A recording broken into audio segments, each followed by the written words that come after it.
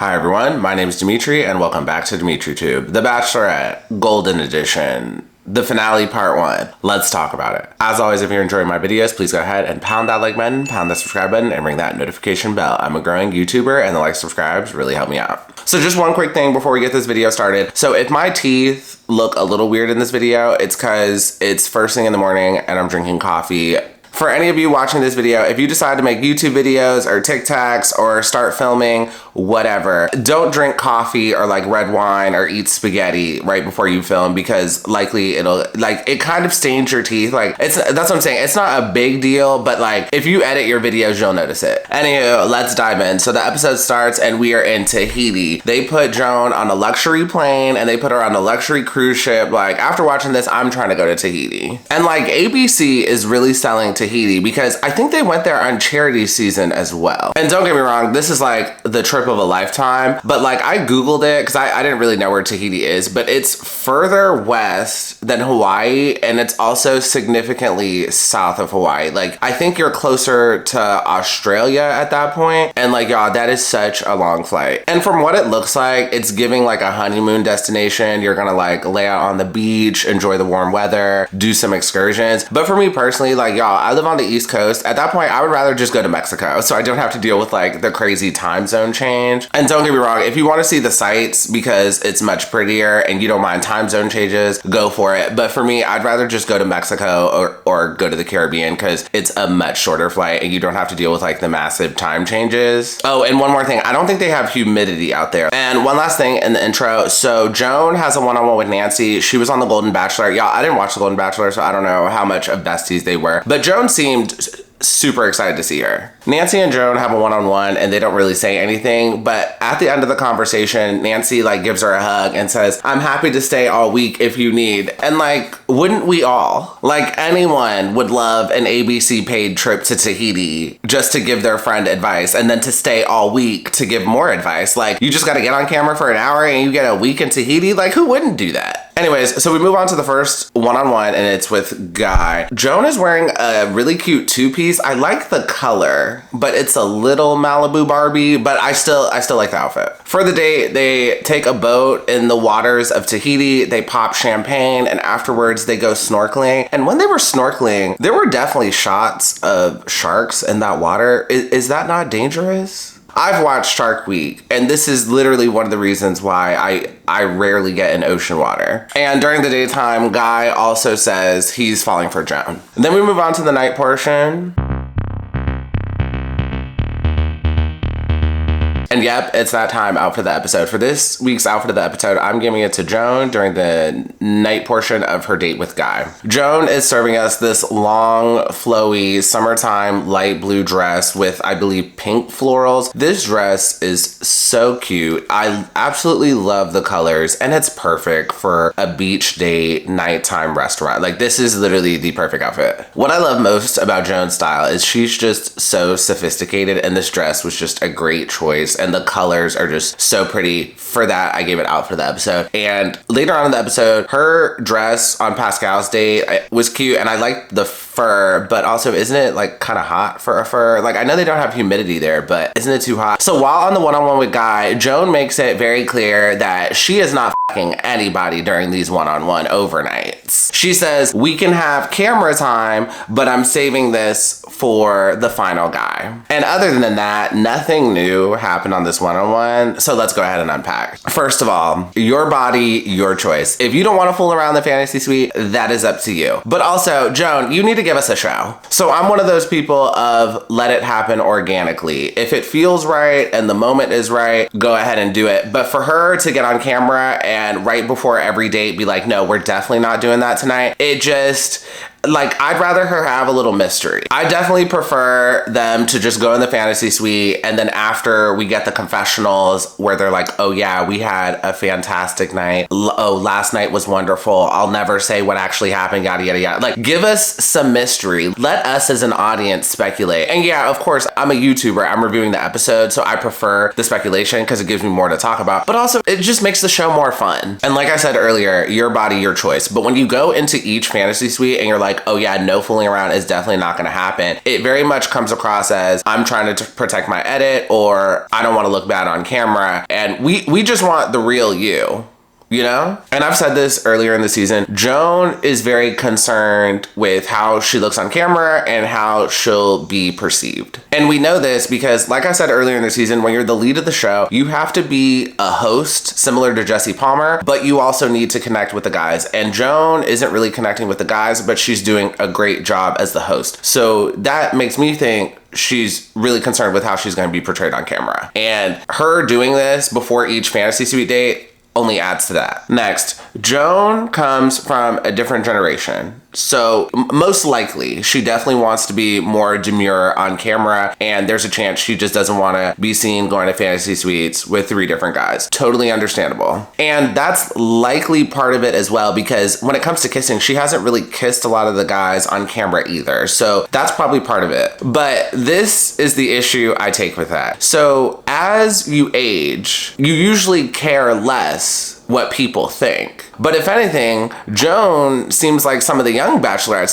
all she cares about is how she's gonna be viewed on camera. And like for the young bachelorettes, I get it. Most of them wanna be influencers. So that's why they try to protect their image. It's very much a job at stake. They don't wanna do too much on the show because they want the influencing opportunities after, which, I mean, that you can make that into a whole video, like social media's ruining the show, yada, yada, yada. But like for Joan, don't get me wrong, you don't know everyone's situation, but like for Joan, she's grown. She's had the love of her life. It looks like she has a nice house in Rockville. She's got kids. She's got grandkids. She seems to be well taken care of. It doesn't, and she did mention she has a job. It doesn't seem like she needs to be an influencer. Maybe she does want to do a career change. I think it would be better if she just gave us the real her and just showed how you shouldn't care as much what you think at this age. But what we're getting is she cares what everyone thinks. And also, let's be real, Joan, I believe, is in her 60s, and she has the opportunity to go to fantasy suites with 3 different daddies that are very good looking for their age. Like, let's be real, how many more chances do you want to have for this, Joan? And you passing it up. And don't get me wrong, I understand why she did it, but also at the same time, when you're in your 60s, like, you shouldn't care as much what people think. So if you feel like going to the fantasy suite with more than one guy, like, do it. Like, I don't know, it's probably because I'm a guy and we just think differently, but like in my head, I'm just like, you probably won't have many opportunities like this again.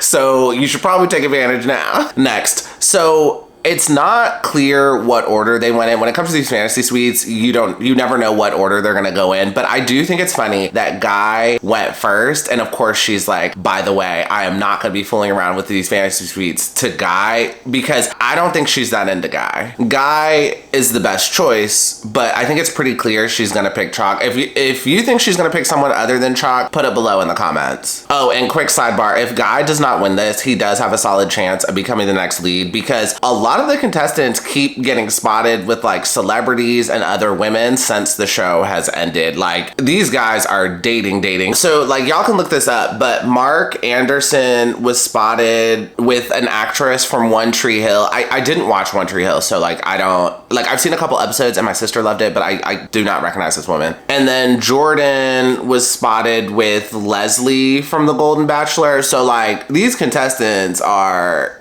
dating. And one last thing before we move on. So Guy went with Joan to the fantasy suite. They got in one of those huts that's like on top of the water. Is there anything special about these huts? I think they have these huts here and I guess Bora Bora or something. Is there anything special, or is it just the fact that you get to sleep on top of the water? If you know, let me know below in the comments. After that, we move on to the one-on-one with Chalk. For the date, they ride ATVs. But these ATVs, it's a 2-person one. It looks like kind of like a glorified golf cart, but it was still a cool date. And then for the date, nothing really happened. Joan just talks about how she missed him and has deep feelings. And then we move on to the night portion of the date, which is on the cruise ship. And Joan's dress was really cute. I like this dress and I love the shawl she had with it. The only read I do have is I really didn't like this color. Because of the material, the color looked a little off to me. It was like a military green, or is it like a dark bronze? I don't know what color it is, but I don't really like this color. And then during the night portion, they don't really talk about anything. Chalk and Joan literally just talk about how alike they are. And then Joan says, Chalk makes me feel seen and I know he'll never hurt me. And then later on, Joan says, I don't feel comfortable having a physical relationship. We can go to the fantasy suites, but there's not gonna be any fooling around, yada, yada, yada. She tells all the guys this, except Pascal, which I just don't think they made it to that point. And then the morning after, we get some confessionals with Chalk, and I think Joan too. And Chalk alludes to the fact that they fooled around. He just said, oh, we had a wonderful night. I'm not gonna say what happened, yada, yada, yada. So just a few things I wanna say about this Chalk and Joan one-on-one. First, Joan and Chalk constantly say they're so alike and they're so connected, but like, how? Like, us as an audience, we haven't really seen it. Like, like they're older and have grandkids, yes, but like, so did like all the other contestants. Like, how are you two specifically connected? I don't know, and they haven't really explained it. Next, Joan at one point says, Chalk makes me feel seen, and I know he'll never hurt me. And I don't know why, but that sounded very bare minimum to me. Did that not? Let me know in the comments if that sounded bare minimum to y'all too. And at this point, I do think Chalk is gonna win or be the final guy. Is he the best pick? No, I don't see anything specific between Joan and Chalk. Whereas with Joan and Guy, I could see them dating for years and having fun together. And if Joan wants to take the Hollywood route, like a lot of these leads do, I think Guy would be a better choice for that than Chalk. And I've said this in a previous video. Don't get me wrong, Chalk is a great guy, but y'all, Chalk just seems like a nice guy from the Midwest, and like any woman would like him. Like, there's really nothing specific between him and Joan. And lastly, we have a one-on-one with Pascal. But before Pascal's one-on-one, he has a one-on-one with Jesse Palmer. And Jesse Palmer asks Pascal, why are you struggling to let your walls down? Pascal responds, he was in love with a woman a year ago and almost got engaged. They kept making up and breaking up, and long story short, he's having trouble moving on. And then he blames his childhood for struggling to move on, and bruh, you were just too old for that. If I don't let Matt James, who's like 30 years younger than you, get away with that, I'm definitely not letting you get away with it. I'm not gonna get into the specifics, but we're just in this age where a lot of people use trauma or mental illness to blame for their actions. And like on social media, in movies, shows, etc., people use all of this therapy talk, but it doesn't seem like they're actually using therapy to better themselves as people. And I'm just gonna leave it at that. Anyways, so for the date, Pascal and Joan do a Tahitian welcoming ceremony. They eat, they do a bonding ceremony, and of course, Joan still mentions that she's thinking about John, her first husband. And at the end of the day, we get the gag. Pascal has a confessional, and he says he was not expecting all of this. His walls are still up, and he is not ready for this. After that, we move on to the night portion, and Joan serves us a really cute fur, and Pascal just tells Joan that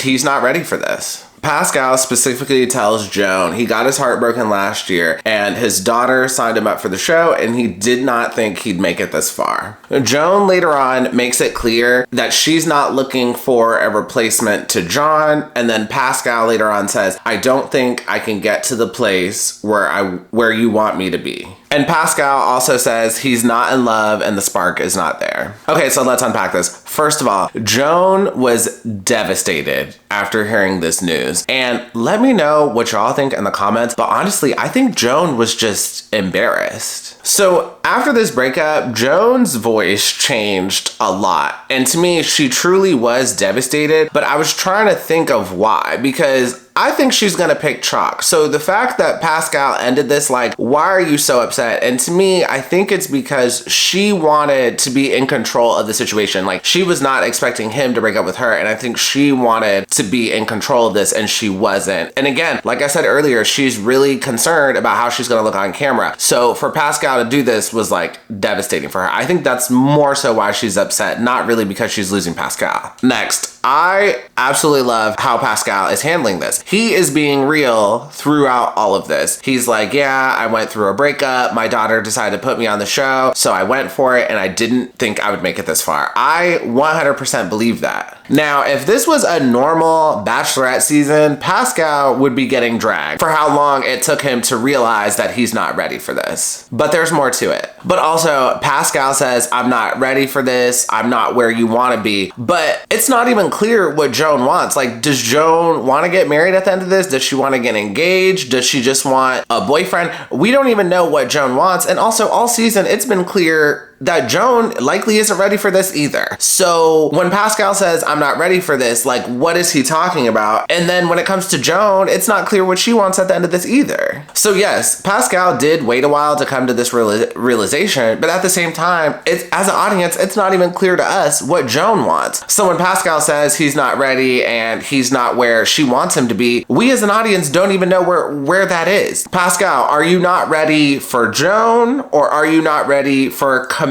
Which one is it? Because I'm not sure. And from what I've seen so far, Joan's not ready for commitment either, but also Joan has not been vocal about what she wants at the end of this. Like, we as an audience still don't know. Next, I'm curious how long Pascal knew this. Pascal says he did not realize this until they were in Tahiti at the ceremony, which is possible, but I think that's a reach. Like, you truly didn't know until this moment. Like, we reach in. And lastly, Joan gets super upset because Pascal says he knows true love, has had true love before, and says he's not in love and the spark isn't there. And Joan takes this very personally and says that Pascal saying this made her feel unlovable. Girl, that is not what Pascal meant. If you want to play that card, you can, but you know that's not what he meant. Pascal is just telling Joan that she is not the right person for him. Like, dating is going great and everything is going well so far. He's just not sure if this is love because he doesn't feel the spark, the passion, etc., etc. So there's this book out called How to Not Die Alone, and they explain this perfectly, but like, do not be the person chasing the spark. And we have all had that friend who, when they're dating, they're chasing a spark. Oh, I need the spark, I need the passion, I need that feeling. And they'll go on 50 first dates and not have that feeling, so they keep moving on to the next person. And this is just my opinion. More frequently than not, it will take time for the spark to build. It's likely not immediate. And during the Hometowns episode, either Pascal's son or daughter